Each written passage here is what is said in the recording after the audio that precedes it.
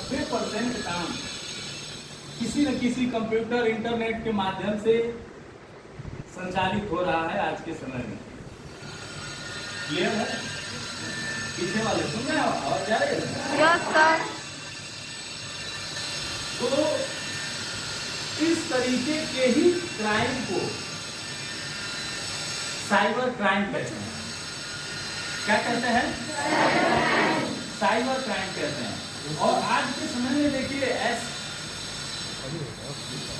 ऐसा हर घर, हर व्यक्ति उस जीवन को जी रहा है जहां उसके क्रियाकलाप काम एक सिस्टम से बंधे हुए हैं।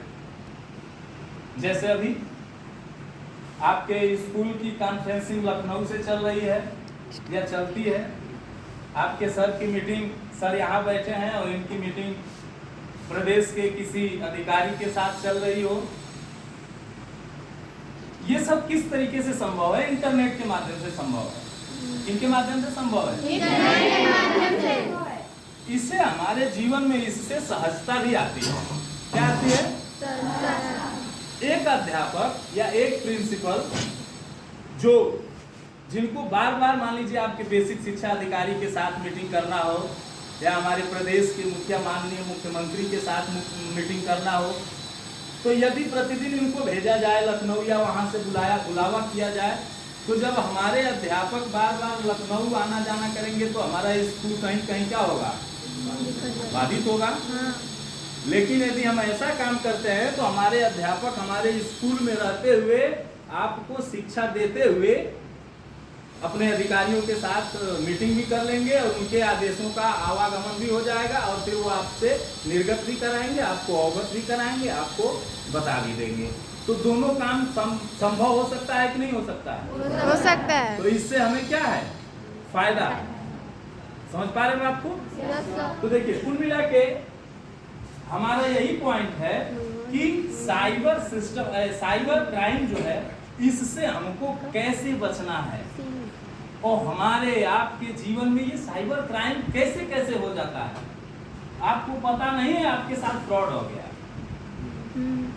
आप यहाँ बैठे हैं आपके खाते से पैसा चला गया, आप यहाँ बैठे हैं आपकी तस्वीर के साथ कोई कहीं छेड़छाड़ कर गया।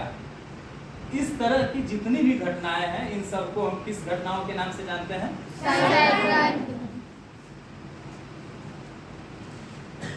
अब इससे बचने के तमाम निर्देश हैं जो प्रशासन के द्वारा लागू किए जाते हैं। इसे हमें आपको फॉलो करना होता है और जब हम यदि फॉलो करते हैं, इसके बारे में जानकारी रखते हैं, तो समझिए कि हम सेफ हैं, वरना हमारे साथ कुछ भी हो सकता है। क्लियर है? दूसरी चीज नोट करिएगा, आपको एक इंपॉर्टेंट जानकारी मैं दे रहा हूं। हम आज इस दौर में नोट मैं करवा दूंगा, टेंशन मत लो, आप समझ लो, ठीक है? आप समझिए हम कहना क्या चाहते हैं और मैं उम्मीद करता हूं कि आप अगर समझ जाएंगे तो आपके हमेशा के लिए हो जाएगा। नोट कोई बहुत मायने नहीं रखता। क्लियर है? देखिए हर आदमी का आज के जीवन में बैंक अकाउंट है। आप भी बड़े हो जाएंगे, कल आपका भी अकाउंट हो जाएगा, शायद होगा भी। आपके अकाउंट में हमारी छात्रवृत्ति जैसी योजनाएं या विद्या कन्या धन या जो भी आज के समाज में चल रही होंगी, मुझे डिटेल नहीं पता है, आती जाती होंगी आपके खाते से, ठीक है? और हम एक इस डिवाइस का प्रयोग करते हैं, सभी लोग करते हैं, आपके स्कूल के सभी टीचर्स करते हैं, हम भी करते हैं, आप भी करते होंगे, आपके मम्मी पापा भी करते होंगे, ठीक है? ये एक ऐसा डिवाइस है जो हमें हमेशा पूरे वर्ल्ड से कनेक्ट करके रख रहा है। हमारा डाटा इसके अंदर है और इसके अंदर से यदि हम इस डाटे को सुरक्षित नहीं रखते हैं तो वो पूरे वर्ल्ड में, पूरे दुनिया में घूम सकता है। समझ पा रहे हैं ना? जैसे आजकल आप लोग सोशल मीडिया का नाम सुन रहे हैं, कहीं भी कुछ भी हुआ, कुछ भी आप वीडियो बनाए, क्लिक किए, फेसबुक, इंस्टाग्राम, ट्विटर, तमाम प्रकार के ऐप चल रहे हैं, वहां अपलोड कर दिया आपने, पूरी दुनिया में घूमने लगा। समझ पा रहे हैं ना? तो इससे इस तरीके के काम हम करते हैं। और दूसरी चीज, अब की जनरेशन जितना ज्यादातर पैसे का आदान प्रदान, पेमेंट करना, लेन देन करना, लगभग मुझे मैं कह सकता हूँ कि 95% तक इसी से लोग कर लेते हैं। होता है कि नहीं होता है? फोन से ट्रांजैक्शन होता है, फोन से हम वीडियो भी बनाते हैं, फोन से हम चित्र भी देखते हैं, गाना भी सुनते हैं, मनोरंजन भी करते हैं और पढ़ाई भी करते हैं, सब कुछ करते हैं। वो इंटरनेट है। क्या है? इंटरनेट। आपको अब इसका सही ढंग से प्रयोग करना सीखना ही इस क्लास का उद्देश्य है। समझ पा रहे हैं ना? Yes sir. अभी एक टेक्नोलॉजी हमारे और आपके चलन में आई है जिसको हम AI मेटा का नाम देते हैं। बोलिए। हाँ सर। नाम सुना है कि नहीं आपको? हाँ। AI। ये AI हमारे लिए यूजफुल है, परंतु आप पढ़ाई पीरियड में है, आपको पढ़ाया जाता होगा, आपके गुरुजी बताए होंगे, हर सिक्के के दो पहलू होते हैं। समझ पा रहे हैं ना? हाँ। ऐसा कोई नहीं है कि मैं हूं तो मेरे अंदर केवल अच्छाई ही हो, बुराई भी हो। हाँ। बुराई है तो अच्छाई भी हो सकती है। उसी तरीके से इन सब सिस्टम का भी अच्छाई जरूर है, लेकिन कहीं न कहीं यदि आप सही प्रयोग नहीं करेंगे, इनके बारे में जानकारी नहीं रखेंगे, तो इनका साइड इफेक्ट है जिससे आपका क्या हो सकता है? नुकसान हो सकता है। और खूब प्रचलन में चल रहा है इस समय AI टेक्नोलॉजी का प्रयोग, जिसमें हम इस एप्लीकेशन को एक गूगल पर अपनी तस्वीर को लोड कर देते हैं, अपलोड करते हैं, और उस AI से बस ये कह देते हैं कि तुम इस तस्वीर को ये कपड़ा पहना दो, ये कर दो, वो कर दो, वो आपके साथ क्या करता है? कर देता है। सही है? लेकिन ये हर मायने में यदि आप उसका प्रयोग करना नहीं जानते हैं, सबसे पहले कोई भी एप्लीकेशन आप अपने फोन में डाउनलोड करते हैं तो वो आपसे परमिशन मांगता है, परंतु आप उस बात को ध्यान नहीं देते हैं कि हमसे किस किस बात की परमिशन ले रहा है, और आप उसको ओपन करने के लिए अलाउ देते चले जाते हैं। समझ पा रहे हैं? तो इस तरीके से किसी भी ऐप को परमिशन देने से पहले उस नोटिफिकेशन को एक बार पढ़ना आपका दायित्व है। इस नोटिफिकेशन में क्या लिख के आ रहा है, किसकी ये परमिशन मांग रहा है, और इस परमिशन के थ्रू हमारा क्या क्या डेटा ये ले सकता है। और ये टेक्नोलॉजी अभी और भी आगे जाएगी, और इतनी आगे जाएगी, अभी भी आगे है कि कोई भी कृत्य किसी भी बच्चे के द्वारा हो रहा हो, हम इस बच्चे का सर उठा के उस बच्चे का सर यहाँ डिवाइड कर सकते हैं, लगा सकते हैं, और वो घटना उनके नाम से हम दे सकते हैं। ये सब AI के माध्यम से क्या है? संभव है। आपको ऐसे एप्लीकेशनों का प्रयोग करने से बचना चाहिए। समझ पा रहे हैं? खासकर बच्चों को भी हम कहीं ऐसा ना हो कि अपना पर्सनल डेटा किसी को दे रहे हैं, वो हमारी सारी जानकारी रख ले, हमारी तस्वीर रख ले, हमारा लेखा जोखा रखे, और फिर उसके बाद उस लेखा जोखा को, उस जानकारी को वो अपने तरीके से यूज कर ले। ऐसा परमिशन किसी फोन में आपको देने की जरूरत नहीं है। दूसरी चीज ये है, यदि आपको आवश्यकता पड़े तभी आप इस तरीके के सवालात करें।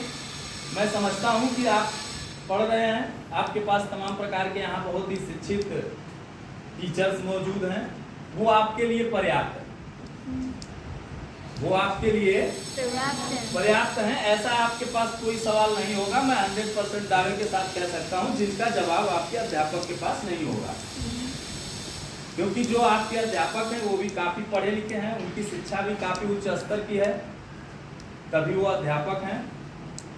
तो अपने समस्याओं का समाधान यदि आप अपने टीचर से पाने की कोशिश करेंगे तो आप बिल्कुल सुरक्षित, ठीक है।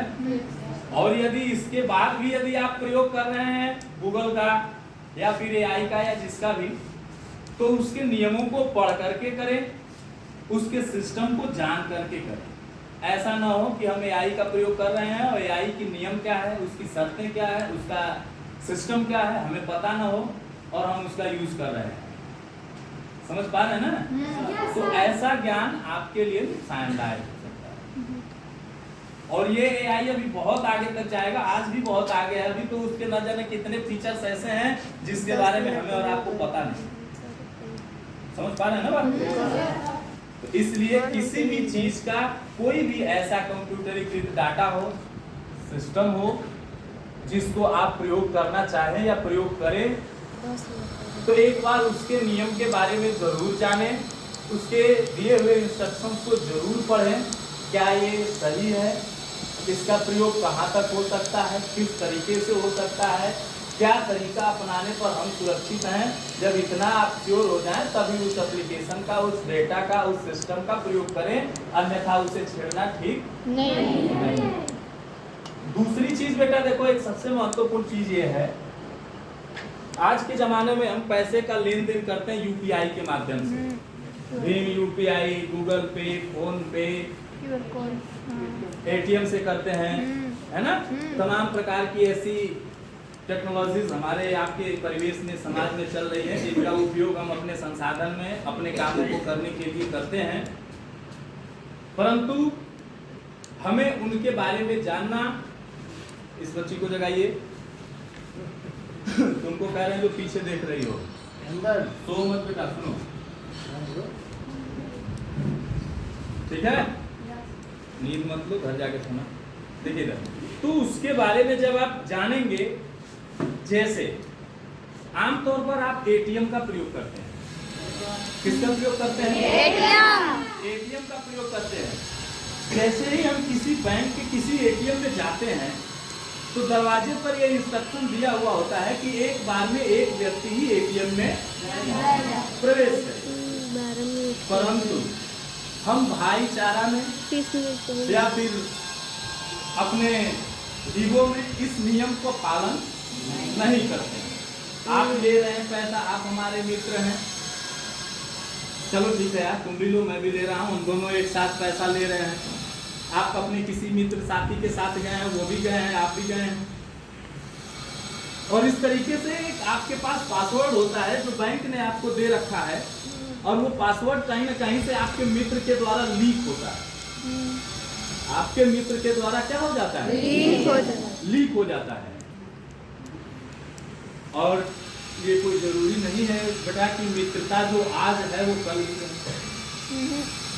समाज में जो मित्रता आज है वो कल भी रहे, ये कोई जरूरी नहीं है। हो सकता हो कल हमसे कुछ अनबन हो जाए, झगड़ा हो जाए, और कहीं कहीं हमारे इस पर्सनल चीज का, हमारे पिन का, हमारे मित्र द्वारा ही दुरुपयोग हो जाए, और इससे आपको क्या हो जाएगा? नुकसान हो जाएगा। आपके पैसे निकाले जा सकते हैं, आपका पैसा कोई और यूज कर लेगा। ऐसा कृत्य करने से आपको क्या करना चाहिए? बचना चाहिए। समझ पा रहे हैं? यस ये तो मैं नॉर्मल नियम बता रहा हूँ। Yes sir. अभी मैं आगे आपको और भी